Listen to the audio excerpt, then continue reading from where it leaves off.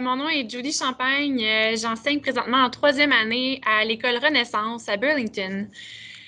C'est ma première. Est-ce que je peux dire mon expérience aussi? Ben oui, vas-y. En fait, c'est ma première année d'expérience en enseignement ici en Ontario. J'ai par contre quelques années d'expérience ailleurs.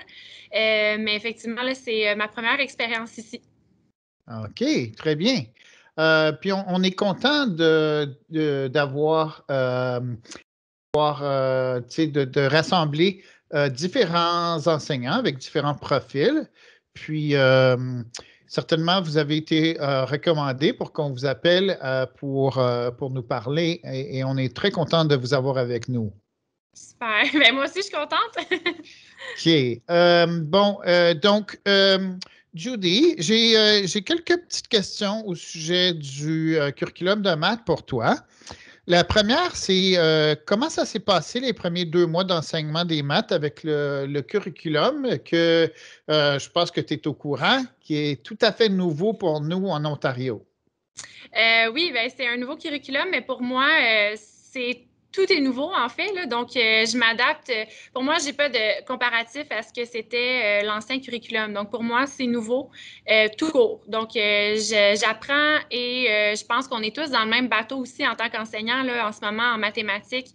On apprend à maîtriser le nouveau curriculum. On apprend aussi à en fait, le planifier, se l'approprier aussi en tant que professionnel. Donc, c'est important aussi de se l'approprier. Et pour moi, depuis le début de l'année scolaire, beaucoup, j'aime beaucoup mettre mes élèves en contexte réel avec le nouveau curriculum. Donc, on va faire tantôt appel avec les compétences socio-affectives, là. Mhm. Mais j'aime beaucoup faire appel avec des situations concrètes. Donc, les mettre en situation, puis faire avoir des discussions, puis pourquoi on utilise les mathématiques en général.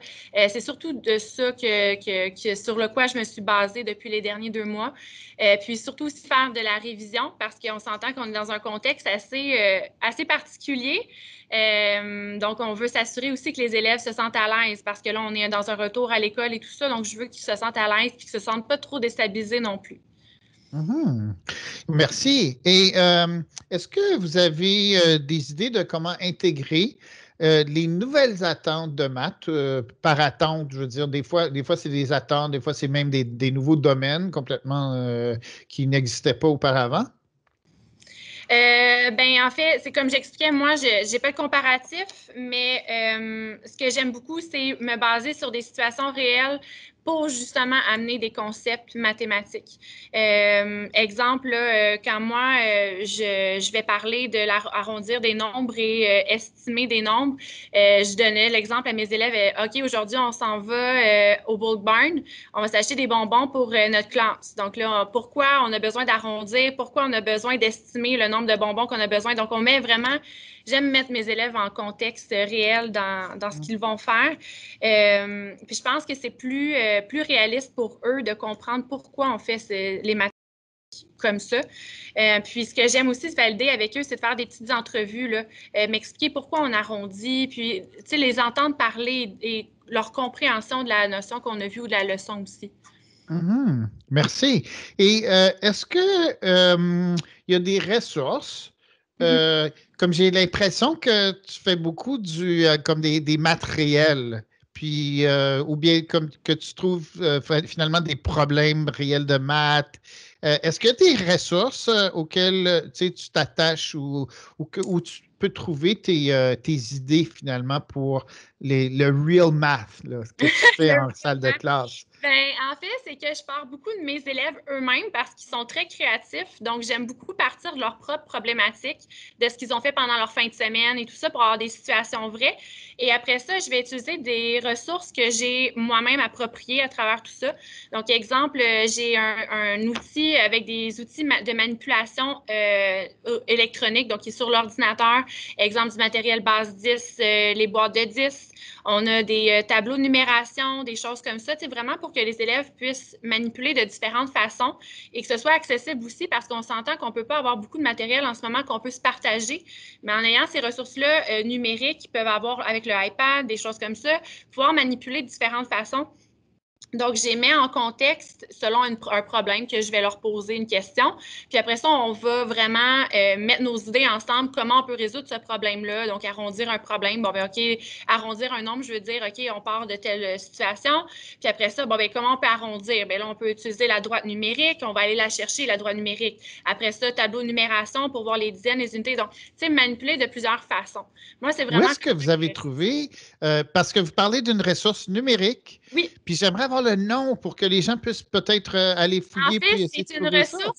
C'est une ressource qui a été partagée sur un groupe Facebook je pense que c'était en Ontario, un groupe Facebook de troisième année de l'Ontario. Ça s'appelle Outils de manipulation. Puis, on a comme une banque de vraiment tous les outils de manipulation qui sont là. Là, on a des dés, des boîtes de 10, des choses comme ça. Je pourrais même le partager si vous voulez. Là, je pourrais te le partager à toi là, pour que ce soit disponible, mais c'est vraiment quelqu'un, une enseignante, je me souviens Ouais. plus de son nom, j'aimerais ça m'en souvenir, mais qui Ouais. l'avait créé. Oh, super. Oui, comme si c'est possible, nous autres, on peut certainement le mettre sur comme un endroit public là, avec un lien Google public. Puis certainement, on pourrait partager ça avec les gens. Oui. Et dernière question. Alors, vous avez eu la chance de jouer avec le nouveau curriculum un peu.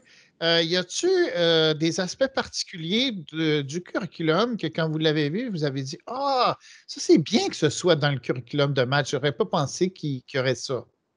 Ben pour faire en fait, comparer les deux curriculums que j'ai déjà travaillé par le passé et ici, je pense que qu'est-ce que j'aime beaucoup, c'est la compétence socio-affective. Je sais que ça déstabilise beaucoup parce qu'on ne sait pas trop où se lancer, on ne sait pas trop comment évaluer, mais je pense que c'est une belle compétence pour apporter de la confiance en soi aux élèves aussi, essayer de comprendre puis de les amener aussi à s'approprier les concepts puis les leçons qu'on fait en classe.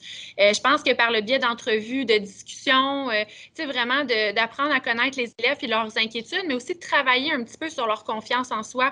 Parce que souvent, on fait des mathématiques pour faire des mathématiques, on fait une résolution de problème, mais ça nous amène où, ça, tu sais? Fait que la compétence socio-affective, je pense que c'est vraiment quelque chose que j'aime beaucoup travailler avec mes élèves. Puis par le passé, je pense que j'avais délaissé parce que, ben, j'imagine qu'avec le curriculum que j'avais, c'était comme ça qu'on enseignait et c'est tout.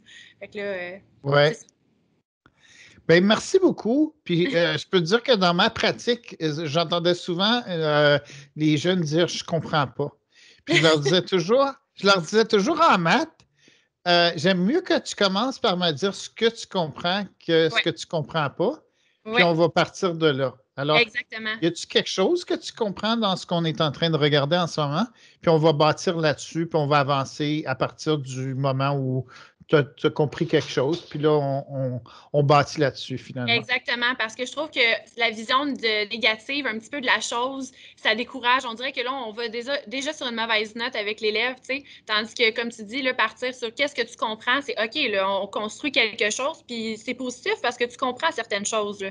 Donc Mm. après ça, on va juste aller boucher les trous qui manquent. Donc, Ouais, c'est c'est super. ça. Ben, Judy, ça m'a fait vraiment plaisir de jaser avec toi. Puis, ce que j'ai dit au début au sujet de toute la belle palette d'enseignants qu'on a interviewés, ça s'applique. Vous avez donné des réponses spontanées, mais qui étaient bien pensées. Puis, on apprécie beaucoup notre entrevue avec vous. Ben, merci beaucoup. Ben, moi aussi, j'ai beaucoup apprécié. Bonne fin de journée. À toi aussi. Au revoir. Bye bye.